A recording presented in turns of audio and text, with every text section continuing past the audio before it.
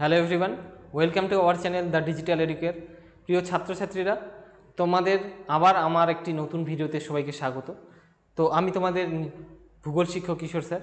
আজকে আমি তোমাদের মাধ্যমিক ভূগোলে পার্ট 1-এ যে জনসংখ্যা ভূগোল পড়ে শুরু করেছিলাম, সেই জনসংখ্যা ভূগোলেরই পার্ট 2 নিয়ে হাজির হয়েছি। যেখানে পার্ট 1-এ আমরা পড়েছিলাম আদমশুমারি কী, জনঘনত্ব কী, মানুষ জীবন অনুপাত কী, কাম্য জনসংখ্যা কী। খুবই গুরুত্বপূর্ণ এই জায়গাগুলো। অবশ্যই পার্ট 1 দেখবে, ওখান থেকে কিন্তু পরীক্ষায় তোমরা কমন পাবে। এবং আজকে পার্ট 2 দেখো, এখান থেকে একটা বড় প্রশ্ন 5 নম্বরের মার্ক কিন্তু কভার করবে। ঠিক আছে, তো আজকে আমরা পড়বো ভারতে যে জনসংখ্যা আছে, সেই জনসংখ্যা কিন্তু দেশের সর্বত্র সমানভাবে বণ্টিত নয়, কোথাও বেশি কোথাও কম। এই যে জনসংখ্যার বন্টনের যে তারতম্য, সেটা কেন তারতম্য দেখা যাচ্ছে, সেটার উপরেই আজকের এই ভিডিও, আজকের এই ক্লাস। ঠিক আছে, তো ভারতে জনসংখ্যার বন্টনে অসাম্যতা দেখা যায়, এটা স্বাভাবিক। ভারতের সমগ্র ক্ষেত্রমানের 23% এলাকা অধিকার করে আছে কি সমভূমি, অথচ যদি আমরা দেখি মোট জনসংখ্যার 50%ই বাস করে এই সমভূমিতে। ভারতের পার্বত্য অঞ্চল জনবিরল, কিন্তু জনসংখ্যা মাঝারি বন্টন দেখা যায় কোথায়, মালভূমিতে। আর ভারতের জনসংখ্যা বন্টনের তারতম্যগুলিকে আমরা দুই ভাগে ভাগ করতে পারি, একটা হলো প্রাকৃতিক কারণ আর একটা হলো অপ্রাকৃতিক কারণ। তো এই প্রাকৃতিক কারণগুলি কি কি? ভারতের জনসংখ্যা বন্টনের প্রাকৃতিক তারতম্যের প্রাকৃতিক কারণগুলি হলো, 1 নম্বর ভূপ্রকৃতি। ভারতের যে ভূপ্রকৃতি সেটা কীরকম, সমস্ত রকম ভূপ্রকৃতি ভারতে আছে। পাহাড় আছে, মালভূমি আছে, সমভূমি আছে।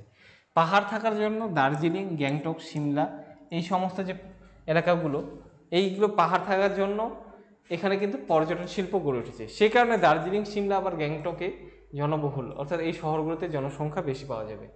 আবার মালভূমি অঞ্চলগুলিতে জনসংখ্যার বন্টন মাঝারি রকমের।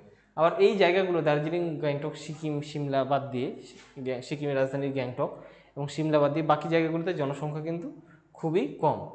নদ নদী, প্রাচীনকাল থেকে কি নদী মানুষকে আকৃষ্ট করে, কারণ কি নদীর অববাহিকা চাষবাস ভালো হয়। তো প্রাচীন সভ্যতাগুলো সবগুলো সে কারণে নদীর তীরে গড়ে উঠেছে। আর এই কারণেই এখনও কিন্তু ভারতে যে বড় বড় নদীগুলো আছে, গঙ্গা, সিন্ধু, ব্রহ্মপুত্র, গোদাবরী, কৃষ্ণা, কাবেরী, এই নদীগুলোর অববাহিকায় কিন্তু জনসংখ্যা বেশি। এখনও এই নদীর অববাহিকা তীরবর্তী রাজ্যগুলোতে জনসংখ্যা বেশি। জলবায়ু মানুষকে প্রভাবিত করে জনসংখ্যার বন্টনে। মনোরম জলবায়ু মানুষকে বেশি আকৃষ্ট করে। মনোরম জলবায়ু কোথায় পাওয়া যায়? উপকূলের ধার দিয়ে, সমুদ্রের কিনার দিয়ে। সেই কারণে সমুদ্র উপকূলবর্তী রাজ্যগুলোতে কিন্তু জনসংখ্যা বেশি। আবার হিমালয়ে কি শীতের প্রকোপ বেশি হওয়ার জন্য এখানে কি রাজ্যগুলিতে, উত্তর পূর্বের পাহাড়ি রাজ্যগুলিতে স্যাঁতস্যাঁতে জলবায়ুর কারণে জনসংখ্যা কম, যেমন জম্মু কাশ্মীর, হিমাচল প্রদেশ।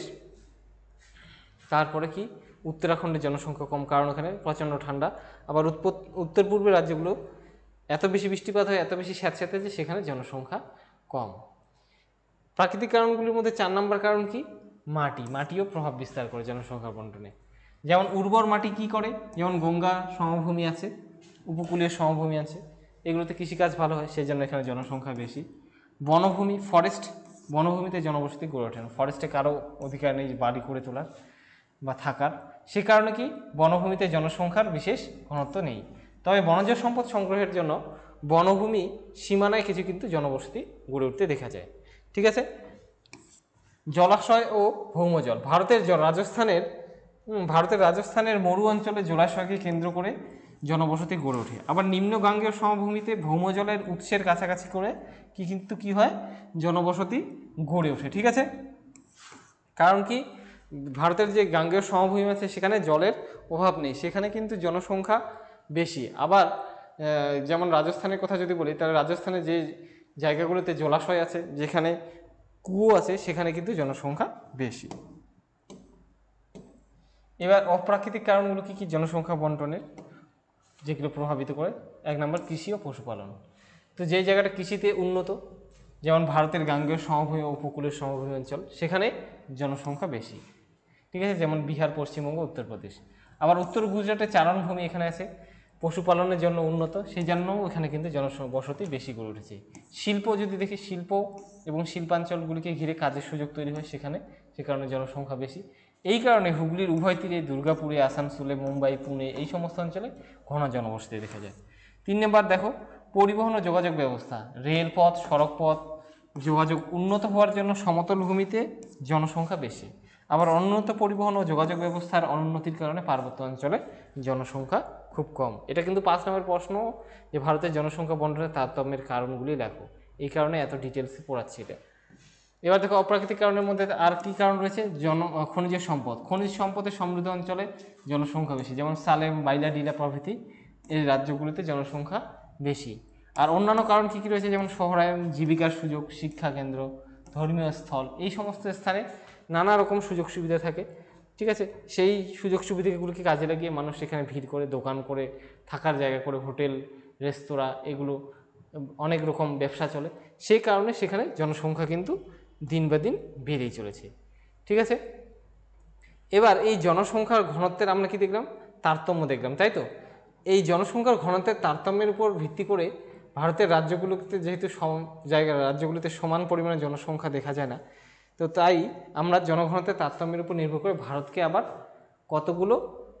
কয়টা 5টে জনঘনত্বপূর্ণ বা 5টা আলাদা আলাদা জনঘনত্বের পূর্ণ রাজ্যে বিভক্ত করতে পারি।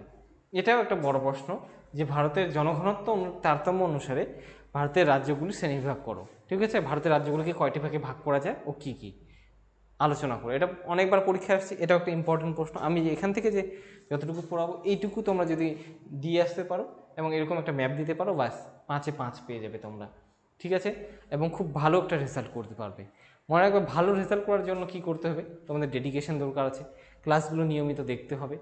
ঠিক আছে, তোমাকে নোট ডাউন করতে হবে, পড়াগুলো ক্লাসের সঙ্গে সঙ্গে পড়তে হবে, এবং তবেই তুমি রিভিশন, এখন যে সময়টা আসছে পড়া প্লাস রিভিশন, যারা এই দুটো কাজ একসঙ্গে করতে পারবে তারাই সাকসেসের শিখরে পৌঁছাবে, এবং এটা প্রমাণিত। ঠিক আছে, আজকে আমি অনেক বছর ধরে শিক্ষকতা করছি, তো আমার এক্সপিরিয়েন্স থেকেই আমি এটা কথা বলছি, যে এই যে ক্লাসগুলো যেভাবে তোমাদের পড়ানো হচ্ছে, আমরা এরকম ক্লাস পাইনি। ঠিক আছে, তো তোমরা এত সুন্দর ক্লাস পাচ্ছ, তারপরেও যদি তোমাদের কোনো অসুবিধা থাকে, এখন অনেক অনেক সুবিধা রয়েছে। ঠিক আছে, তো তাই প্রযুক্তিকে কাজে লাগাও, ক্লাসগুলোকে দেখো নিয়মিত, এবং অবশ্যই আমি তো এতটুকু গ্যারান্টি দিতে পারি যে ভূগোলে সবাই খুব ভালো রেজাল্ট করতে পারবে, এবং ভূগোলে ভালো রেজাল্ট করে দেখানো যায়। ঠিক আছে, 97, 98 হামেশায় পাওয়া যায়। এবছরেও আমার একজন ছাত্রী কিন্তু ভূগোলে 97 পেয়েছে। ঠিক আছে, তো এবার আমার টার্গেট হচ্ছে 100-এ 100 পাওয়ানো। তো দেখা যাক তোমাদের মধ্যে কে পাচ্ছে, নাকি আমার অফলাইন ছাত্রদের মধ্যে কেউ পাচ্ছে, অবশ্যই রেজাল্টের পরে দেখা হবে। তবে আমি কিন্তু সবাইকে সমান গুরুত্ব দিয়ে পড়াচ্ছি। ঠিক আছে, তো চলো, ভারতের জনঘনত্বের যে তারতম্য অনুসারে, ভারতের জনঘনত্ব তারতম্য অনুসারে ভারতকে যে 5টা রাজ্যগুলোকে, ভারতের রাজ্যগুলোকে 5টা ভাগে ভাগ করে যে আলোচনা করা যায়, সেগুলো কি কি। ঠিক আছে, দেখো এই 5টা ভাগের মধ্যে প্রথমেই পড়বে কি, অতি বিরল, সব থেকে কম জনসংখ্যা দেখা যায় যেখানে, জনঘনত্ব সব থেকে লোয়েস্ট, যেখানে জনঘনত্ব কীরকম থাকবে, প্রতি বর্গ কিমিতে 100 জনেরও কম থাকবে। এরকম অঞ্চলগুলো কি কি কোন কোন রাজ্য, এটা হবে অরুণাচল প্রদেশ, মিজোরাম, সিকিম, আন্দামান ও নিকোবর দ্বীপপুঞ্জ, এই রাজ্যগুলিতে জনঘনত্ব প্রতি বর্গ কিমিতে 100 জনের কম। ঠিক আছে, এগুলো হলো কি, অতি বিরল জনঘনত্বপূর্ণ রাজ্য। কোন কোন রাজ্যগুলো তাহলে পড়লাম আমরা, দেখো এই যে অরুণাচল প্রদেশ, সিকিম, তারপর কি পড়লাম, আন্দামান ও নিকোবর দ্বীপপুঞ্জ, এই যে এই জায়গাটা, এবং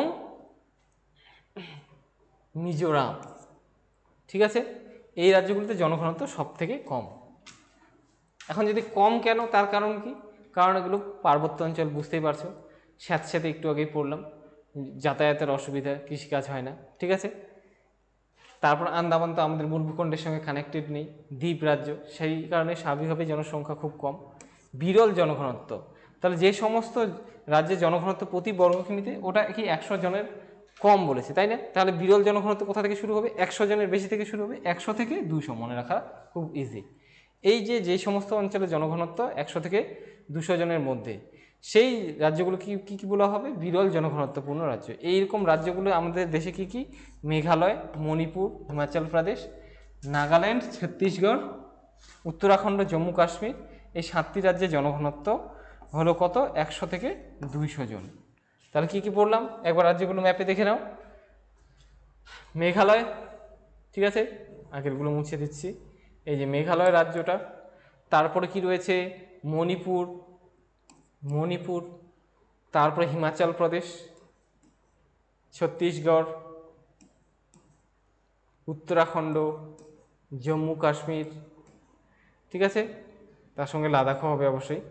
এই 7টা রাজ্যে জনঘনত্ব কিন্তু মারাত্মকভাবে কম, এই কারণে বলা হচ্ছে বিরল জনঘনত্বপূর্ণ রাজ্য। ঠিক আছে, তাহলে 2 নাম্বার পার্ট আমরা করে নিলাম। এবার হবে কি 3 নাম্বার। 3 নাম্বার যে ভাগটা জনঘনত্ব, সেটার জনঘনত্ব 3 নম্বর ভাগটাকে বলা হচ্ছে কি মধ্যম জনঘনত্বযুক্ত রাজ্য অঞ্চল, মাঝারি জনঘনত্বযুক্ত অঞ্চল, যেখানে প্রতি বর্গকিমিতে আগেটা 200-তে শেষ হয়েছিল, 100 থেকে 200, তাহলে এটা স্টার্ট হচ্ছে 200 থেকে 400, ডাবল 200 থেকে 400। আগেরটা 100 ছিল, তাহলে 100 ডাবল 200। ঠিক আছে, মনে রাখা সহজ, বললাম না। অঞ্চল কোথায় কোথায় দেখা যায় এরকম জনঘনত্ব? দেখো, গোয়া, আসাম, মহারাষ্ট্র, ত্রিপুরা, অন্ধ্রপ্রদেশ হবে এটা, অন্ধ্রপ্রদেশ, কর্ণাটক, গুজরাট, উড়িষ্যা, মধ্যপ্রদেশ, রাজস্থান, এই 10টি রাজ্যে জনঘনত্ব কীরকম? মাঝারি প্রকারের। ঠিক আছে, তাহলে কোথায় কোথায় দেখলাম? এই যে গোয়া রাজ্য, তারপরে গোয়ার পাশে মহারাষ্ট্র, ত্রিপুরা, এখানেই ত্রিপুরা রয়েছে, এই যে ত্রিপুরা, তারপরে হচ্ছে রাজস্থান, মধ্যপ্রদেশ, ওড়িশা, কর্ণাটক, ঠিক আছে, এই যে কর্ণাটক, গোয়ার পাশেই কর্ণাটক, গুজরাট, এই রাজ্যগুলোতে জনঘনত্ব কীরকম? মাঝারি ধরনের। ঠিক আছে, এবার অধিক জনঘনত্বপূর্ণ যে রাজ্যগুলোতে জনসংখ্যা খুব বেশি। কতটা বেশি? আগেরটা 400-তে শেষ হলো, 400 ডাবল কত? 400 দুগুণ 800, তাহলে 400 থেকে 800 জনের মধ্যে এরকম অঞ্চল, এরকম রাজ্যগুলো কি কি যেখানে জনসংখ্যা খুব বেশি? এরকম রাজ্যগুলো হলো পাঞ্জাব, হরিয়ানা, তামিলনাড়ু, ঝাড়খণ্ড, কেন্দ্রশাসিত অঞ্চল দাদরা ও নগর হাভেলি, এর জনঘনত্ব খুব বেশি। তাহলে কোথায় একবার ম্যাপে দেখে নিই রাজ্যগুলো। তাহলে কি কি? পাঞ্জাব, এই যে পাঞ্জাব, তারপর আছে হরিয়ানা, পাঞ্জাবের পাশে হরিয়ানা, ঠিক আছে, তার কারণ হরিয়ানার পাশে দিল্লি আছে, তামিলনাড়ু তার সঙ্গে, তাহলে তামিলনাড়ু, তারপরে ঝাড়খণ্ড রাজ্য, এই রাজ্যগুলো এবং কেন্দ্রশাসিত অঞ্চল দাদরা, নগর হাভেলি, দমন দিউ, এখানে জনঘনত্ব অধিক। অত্যাধিক জনঘনত্ব কোথায় দেখা যাচ্ছে? যেখানে জনসংখ্যা খুব বেশি। কত?